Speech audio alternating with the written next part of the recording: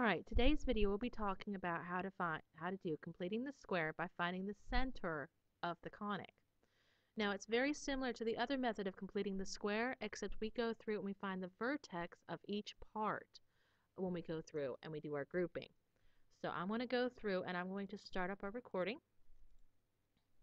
So the first thing we're going to do is we're going to group together our terms. So we should have our 2x squared plus 20x into the first set of parentheses, and then our 2y squared and our negative 20y into the second set. And because we have to have all of our plain old numbers on the other side, we got to do the opposite. So we're going to add our 8 and get it over there on the right. The next thing we're going to do is we're going to determine the vertex of each set of parentheses. Or in other words, we're going to do the opposite of b over 2a. So go through, any number that's with the x squared is an a, any number that's with the plain old letter is a b. And so for our x's, the opposite of b here, opposite of positive 20 would be negative, and then we divide it by 2 times what our a is. So that gives us 4, and negative 20 divided by 4 is negative 5.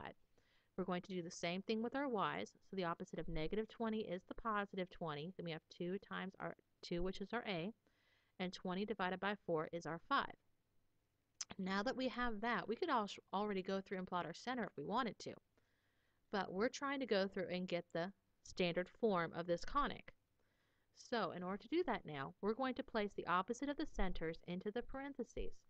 As you can tell, we had the negative 5 here, and we brought it down and made it a positive 5. And if you notice where there's two side notes, we got to place the a's in the front of each parentheses. We can't forget about them even though we factor them out. So the 2 comes down to the front here, and because we're talking about x, that's where the x comes from. We do the same thing with the other set. We can't forget the a, it comes down to the front. We were talking about the y's, so there's where the y comes from. And we do the opposite of the center thing, so we get the negative 5 right here. And you can't forget the 8 that we had on the end, so it's going to keep coming down. And remember what happened once we got through this part on the other completing the square.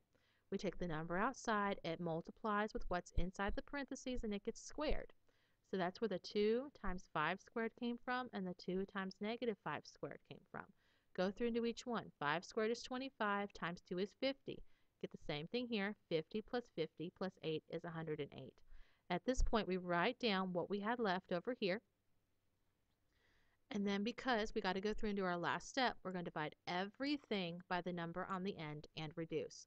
So everything got divided by 108, and only the numbers that are outside the parentheses are the ones that do the dividing. And as you can see, 54 is how many times 2 goes into 108, and anything divided by itself is 1. So once you get through down here, we end up with x plus 5. There should be a squared right there. So I'm going to go through and write that in. Squared over 54 plus y minus 5 squared over 54 equals 1. So at this point, we would see the 1s. We think it's either an ellipse or a hyperbola. We see the plus sign, so we think ellipse, but look at the denominators here. They are the same, which tells me it is a circle, which is a specific type of ellipse. This is just another way to do completing the square. If you don't like it, you can use the other method. If you don't like that one, you can use this method. They both work, which makes them very, very, very resourceful.